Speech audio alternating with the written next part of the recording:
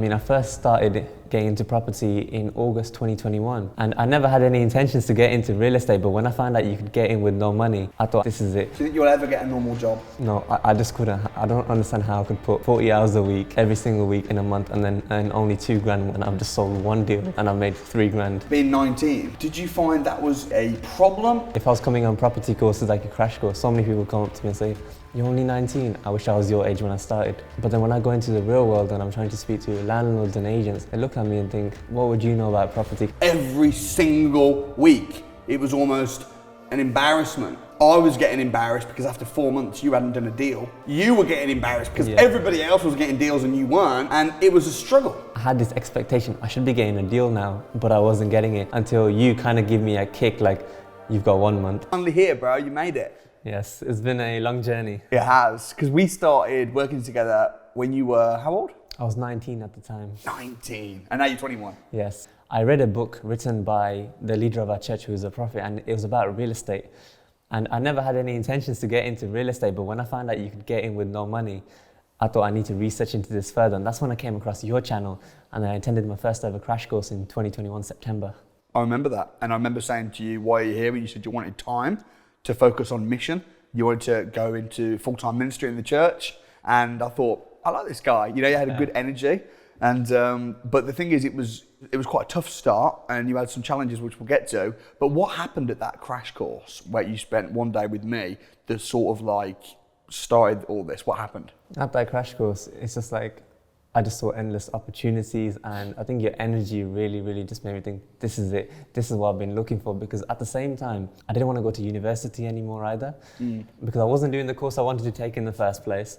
And then the course I was doing was pharmacy, which I absolutely hated, and I was like, I cannot cope with this for another 3-4 years. Yeah. Because what happened was, at the end of my first year, I failed one exam that held me back for another year, but however, it gave me the time to look into something else. And of course, that's when I was like, I need to get into property now. Interesting. I wonder how many teenagers or young adults right now are studying something at uni and they don't even want to go into the profession that they're studying. Yeah, I mean, I have friends who are still in university and they're always complaining to me, we hate university, it's too many long hours, and I'm there like, you should just get into property. Yeah, right. And then even when they finish uni, then they've got the job that they don't want, and then they've got to climb the corporate ladder, get to the top of the corporate ladder and realise that they're on the wrong ladder. Yeah, it's funny because I actually remember when I was working a job and somebody had said to me, what do you want to get into? And I was like, I'll do pharmacy for a couple of years, but then I want to get into real estate. At that point, I didn't know much about real estate. And one thing they actually said to me was, quit now. We're wasting your time. Just get into real estate now. 100. And I'd say the same thing. If someone said to me, I'm doing real estate because I want to make a bit of money, but then ultimately I want to be a photographer, I'd be like, well, hang on, don't do property now. You want to start climbing the ladder of the one that you want to get to the top of. And I think the thing is with property as well is it gives you active income, but also passive income. So you've now got time freedom where you're getting very involved in ministry, doing the things that you feel passionate about. Yeah, for sure. And it's just like, I don't have to waste every single day 9 till 6 doing work that I don't enjoy. Yeah. In fact, even if I was to spend long hours doing property, I enjoy it so much that it's like, I can continue. How much have you made in the last few weeks? In the last few weeks, I've made $5,000. That's pretty good. Is that a lot more than your friends make it, you know? They don't make anywhere near. Yeah. So how are you making money in property? Because when you started, you said that you didn't really have much money at all to invest. Yeah, I mean, near zero. That's the best way to put it. Yeah. But of course, as I learned the strategies and how to get in, when I got my first rent, I did it as a JV with my dad. So he put the money in, and then of course we worked together on it. And now I just manage the property, give him half, and I take half the profits. And you know, that's so perfect, because then you don't put a penny money in. Yeah. You used him probably for the references and as a guarantor. I actually didn't need a guarantor for that one. How come? It was direct to landlord, and the landlord, funny enough, with this landlord, he was ready to give it to me until he saw my company was new. And I'd already said, oh, it's a sister company of Samuel Leeds Limited. And he said to me, I'll give you a chance, but only because I know Samuel Leeds and he's got a good track record. So I think just because you had that good track record helped me get my first deal over the line. Amazing. And he never asked for a guarantor. I had basically 2 months rent-free period. Yeah, so there was also no deposit up front either. Damn! So what did you need your dad for then? What did he pay for? It was just a refurb. It needed quite a bit of like cosmetic work doing and stuff like that. And because it's my first property, it's quite daunting. Yeah. Because I didn't know what I was doing, even though it's like I've been through the training. But when it's a refurb, it's like, okay, what do I actually do? Yeah. I need some guidance. Yeah, you felt like having your dad on when you're refurbing the property just to give you that sort of bit of extra support. Definitely, and I needed that help because there was a lot of work, and to be honest, my dad did put quite a lot of work into getting that refurb quickly as possible. How much did the refurb cost? Only about $2,000, to be honest. We managed to get it done cheap, but if you had got it done from somewhere else, let's say, got painters in and builders and whatnot, it could have been double. Yeah. So basically, because you spent $2,000 on the house, you were able to negotiate with the landlord, look, I'm making your house better. Yeah. So you paid no deposit, no upfront rent, you didn't need references or anything like that. He was happy, he knew me. Yes. We were working together, that's the power of association. Before going into all the success, because I know now you've got, your rent to rent, your deal sourcing, you're making good money, I want to talk about the struggles and the challenges, because it was, let's face it, every single week, it was almost an embarrassment. Yes. Because I was getting embarrassed because after 4 months you hadn't done a deal. Yeah. And I was like, oh, this is awkward. You're on a 12-month program, you're not getting a deal. You were getting embarrassed probably because everybody else was getting deals and you weren't. And it was a struggle. So talk to me about the struggle. Yeah, so as I joined the academy and stuff, I thought, this is it. I'm going to be able to do it. But I think there was a lot of elements that I lacked myself. I thought I was putting enough work in, but compared to what I do now, it was absolutely nothing. And sometimes you can join the mastermind calls, think you're doing enough, but sometimes you have to take a step back and ask yourself, am I really doing enough? I was very inconsistent with my hours as well, how many hours I was putting in. But then it's like, I had this expectation, I should be getting a deal now, but I wasn't getting it until you kind of give me a kick, like, you've got 1 month. If you don't get a deal, I'm coming to punch you in the throat. And I think I needed a kick, and I think that's just the way I work. Oh, surely I didn't say anything that extreme. It was on a Monday mastermind call. Yeah. In front of 150 odd people, and I remember everybody in the comments being like, we're going to remember this, get it written down. Wow. And I think the thing is as well, listen, I coach everybody different. You'll see this. Sometimes when people are struggling, they need a bit of a cuddle. They need their arm around them. Sometimes people need, a clearer plan. And sometimes people just need to be threatened. Yeah. You're I'm going to come around your house and punch you in the face, bro. Like, you have to. And it's one of the things I sometimes say to people is I'll say, act like if you don't get a deal this month, you will die. Yeah. Because the reason people don't get deals, usually, especially when they're on the academy and they've got the environment and the training, the network, is because they're not putting in the hours. Yeah, for sure. And like you said, they trick themselves. Because a lot of people, I don't know if you did this, they make 2 or 3 calls and they go a bit bad. And then they're like, oh, but it feels like they did loads of work. But actually, if they look at their call history, they're on the phone for a minute each. Yeah. 3 minutes work. And then they're like, on the mastermind saying, oh, I've called loads of landlords and nobody wants rent to rent in Birmingham. It's like, hang on, you spent 3 minutes on this. And you trick yourself. Totally. And then I know after the eviction as well, like the work that people put into that, the tasks, how did that potentially help you?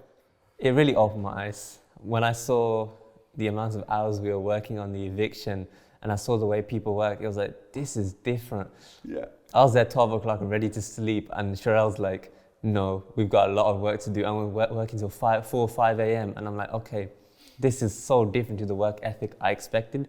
And it was such an eye-opener. And it's like, this is how I need to be working. If I did this exact same thing with my business, I'd be getting so far. Wow. And then very quickly thereafter, I got my service accommodation right after. That one was in negotiations for a month. So I basically found it straight after the eviction. But then after negotiating for a month and getting things set, I managed to get my service accommodation then as well. Amazing. And that was one with your dad? This one, I loaned the money. Oh, so this is not the same one you were talking about a minute ago? So that one was a HMO, which I'd got back in April, but this one I'd got in August, and this is a serviced accommodation. And the thing is, joint ventures are good, but for me, it felt like the income, I just wanted more. So then Ibi, who's actually on the academy, was on the academy and is one of the mentors now, he said to me, why don't you just loan the money? He goes, that way you'll be giving less of your profits away as well. And you'll be able to pay back quite quickly, because I knew Birmingham is an area that would 100% work. And he helped me with the numbers as well. And we was easily looking at low season between 800 to 1.2K. And it's like, you'll be able to pay that back off in about 3-4 months. Why are you going to joint venture? So effectively, rent to rent is when you rent a property and then you rent it out at a higher amount with all the correct permissions and contracts and legislation in place. On average, you might make £500 to £1,000 a month on a rent to rent. I know you're doing a little bit more than that because you've really cracked it. So that's what a rent to rent is. You can do a rent to HMO, you can do a rent to serviced accommodation. But the thing is, even when you're doing a rent to rent, you still need usually a little bit of money. Furniture, upfront rent, a deposit, contracts. There's a few £1,000s generally that you might need to put into the deal. So what you're saying is you can either joint venture with people, you can loan the money. Why don't you talk to me about some of the ways that you can get the money together for a rent to rent? Yeah, so another thing which is something I'm looking into doing as well is find passive investors. There are a lot of people who have money sitting in their bank and they just want it to grow. They don't want to do anything with it. They're not really too concerned. They just want a little bit of returns on their money. So one thing I'm looking to do is give them 8 to 10% of the profits each month, but make them put the money up front, and then after however long, let's say a year, give them their initial amount back. Right. That way I get to keep a lot more profits and I can invest in a lot more property deals. Instead of using my own money, yes, I'm making money through deal sourcing, but if I keep putting my own money in, it's going to take a lot longer to scale up than compared to having investors. And you can also sell a deal and then use the profits to invest in a rent to rent. I know you've been pretty successful at deal selling as well. Why don't you talk to me about what deal selling is and how you do that? Deal selling is simply where you find a deal, a good property deal, you package it up, get all the information together, and then you find an investor who's looking for that deal, and then you pass it on to them for a fee. So the way I did it was I actually did it bespoke. So I had an investor in place already. The investor told me, look, I need a rent to service accommodation in Birmingham City Centre. I know a lot of people struggle with Birmingham City Centre, but because I've worked so hard over the last few months, I built so many connections and so many people are just ready to give me deals. And then I was like, okay, I will find you a deal. And we had an 8-week time period. And this one's quite interesting because I'd found the deal, we were ready to move really, really quick on it. And then I get a phone on the day saying, oh, we've actually given it to somebody else. After I'd viewed it, packaged it, investor was happy. And they said, oh, somebody else is going to take it. But then I get a phone call a month later whilst I'm driving and they're like, oh, that property, it's just come available again. Are you still interested? I told my investor, he's like, yes, I want it. And within about 3 days, everything done, dusted, money in the bank, sorted. How much did that deal get you? £3,000. £3,000, the magic number. So how's life different now then from say a year or so back? A year or so back, it was like, I didn't know what I wanted to do. After I failed that one exam and I was told, yes, you're gonna have to do it at the end of another year, everybody's moved up a year and I'm behind. It felt quite daunting, and coming from an Asian background as well, there's this expectation, you have to get a degree, you have to do this, everything systemized.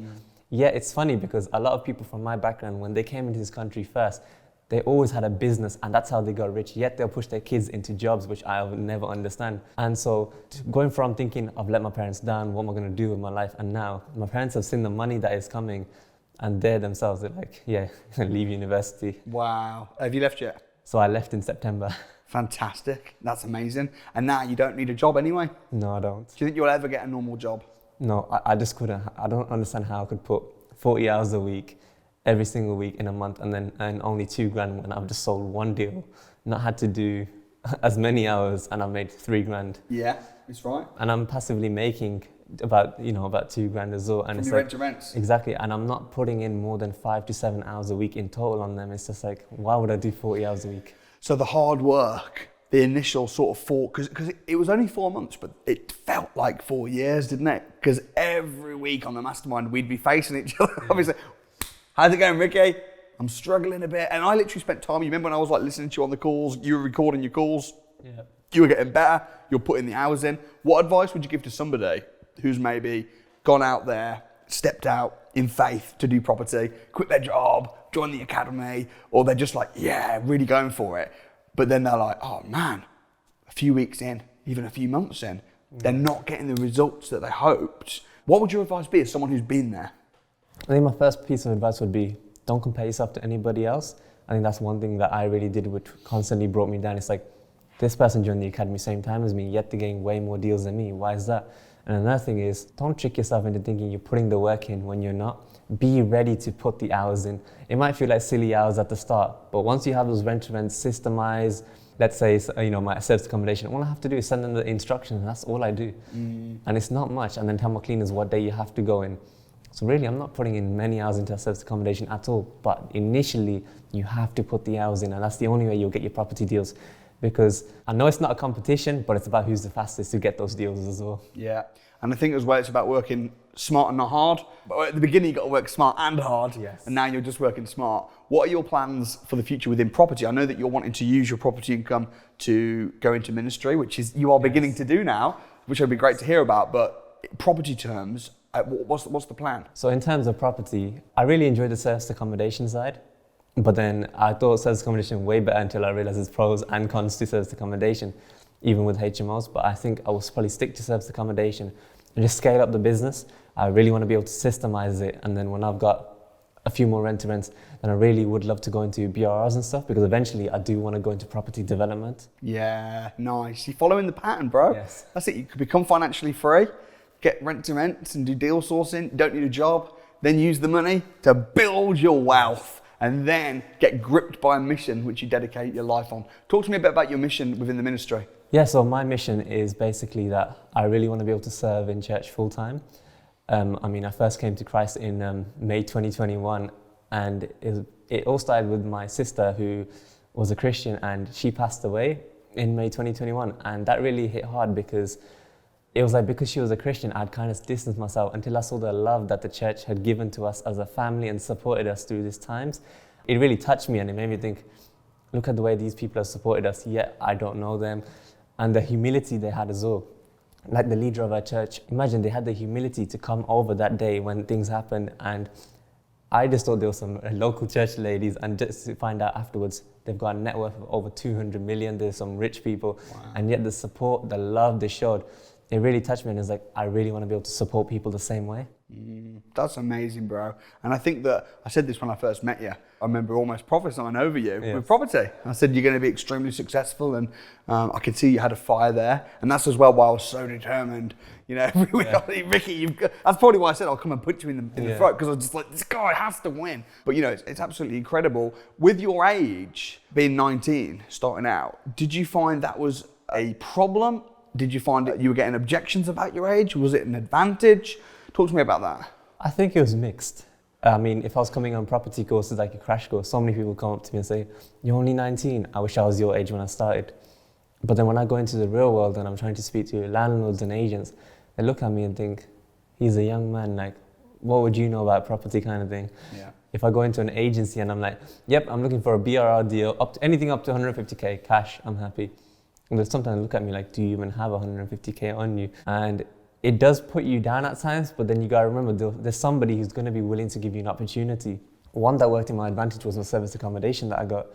First, they seemed very, I'm not sure what's the correct word to use, but they weren't really showing compassion, let's say, until they realized that I'm young, I'm their son's age, and I have a similar mentality to him. And then they were like, you know what, take this one. And in fact, we've actually got something else coming for you as well. So they're ready to give me another one very soon as well. Wow. So you kind of just have to keep going and flip the cards, use everything to your advantage. What's it been like working, despite the punch in the throat comment, what's it been like working with me, and what's your experience been like of the academy thus far? It's been really good. I mean, coming from an environment where I'm around university people who just want to go out clubbing, drinking, to being surrounded by millionaires and people who just want to be successful in life and have a mission, it was such a massive upgrade. I can never go back to in that environment. You'll never see me in those places either. It's like, I need to be around these people. If I want to be successful, I have to be around these people. And one line that's always stuck with me, which I think it was you who said it, and it was, your environment is greater than your willpower. Yeah. And that has stuck with me from the start. And it's like, I need to make sure I'm in the right environment. And I think that's a massive reason why I wanted to join the academy as well. It's like, if I get myself in that environment, there is no way that I cannot be successful. Yeah, well, you've been extremely successful, but I know that this is the very beginning. And not only are you going to go on to make a load of money, I believe you're going to help a lot of people. So, certainly. Big respect, my brother. Thanks for coming on the show. Thank you.